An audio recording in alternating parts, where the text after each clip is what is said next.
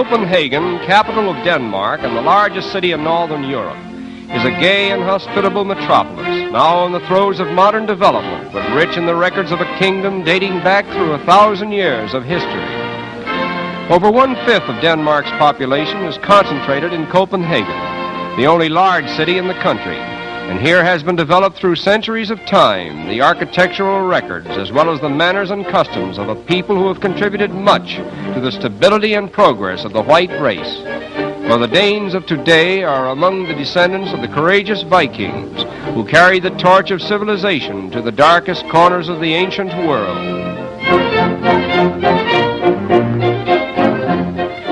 Greater Copenhagen has a population of about 900,000 inhabitants, and it is estimated that there is one bicycle registered for every 3 persons. Consequently, bicycles overrun the city and provide an interesting spectacle, especially for the automobile-conscious American visitors, who may be of the impression that bicycles in metropolitan cities are a thing of the past.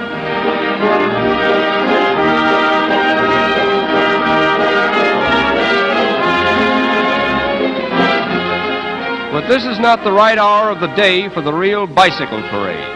We must wait until the various places of business close, and then we will see a demonstration of bicycle traffic that has no parallel in any other of the world's great cities.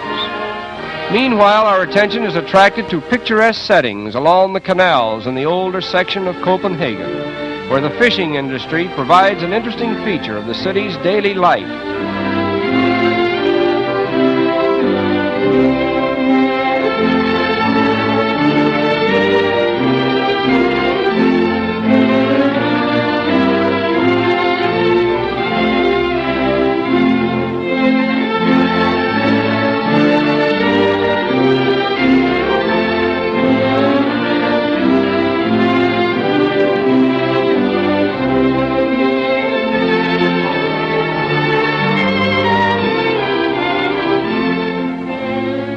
Copenhagen means Merchant's Harbor.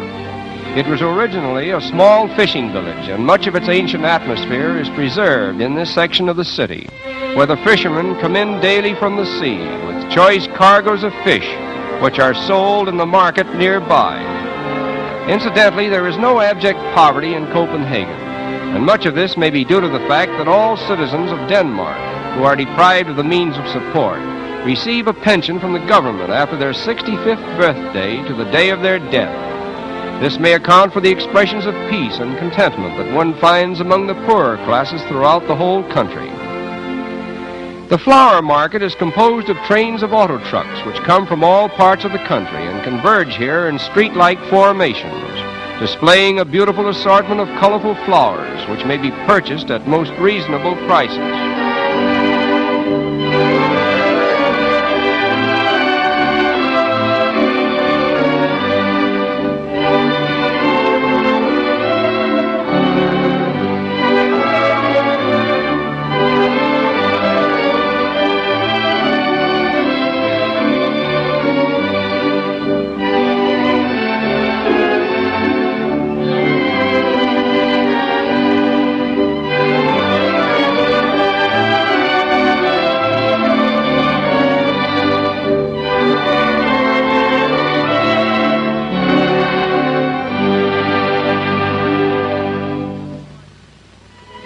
Down by the sea, there is a famous little monument known as the Mermaid, and it is one of the chief attractions for most visitors, as well as the pride of Copenhagen.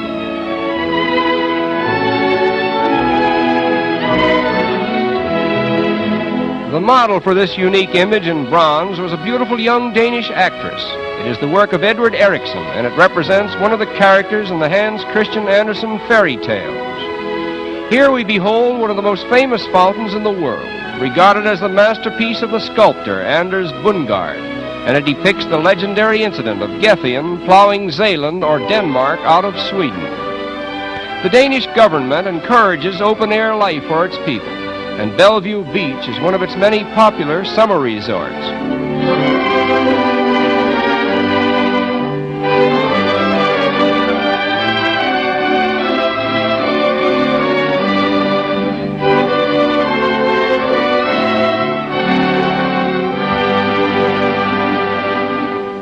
Denmark is an agricultural country, and practically all of its precious acres outside of the cities are devoted to the cultivation of farm products.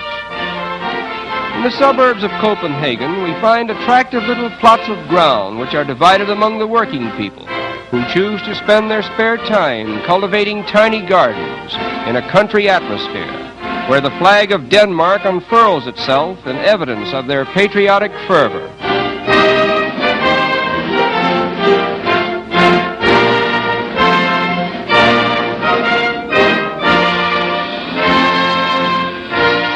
And now we return to the city to witness the Copenhagen bicycle parade at its best, where most of the business of the day is over, and the whole population seems to suddenly appear on wheels.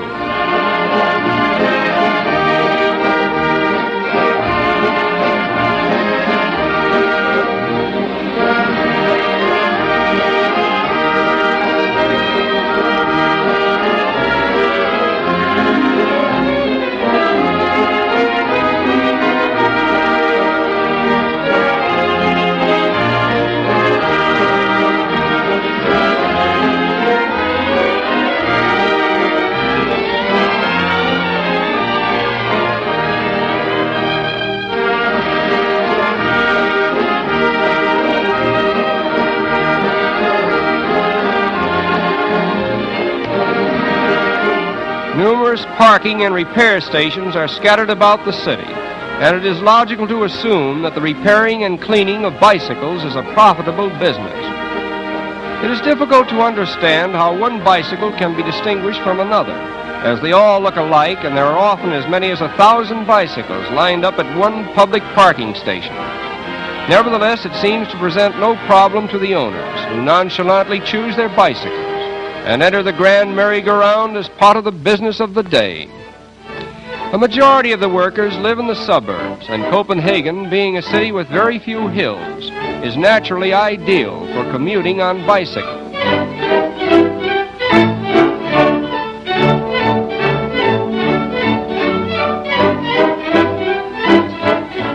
We find represented in this unique parade tradesmen, policemen, postmen, babies, government officials, doctors, lawyers, and numerous others, all wheeling along in a round of traffic that is admirably well controlled.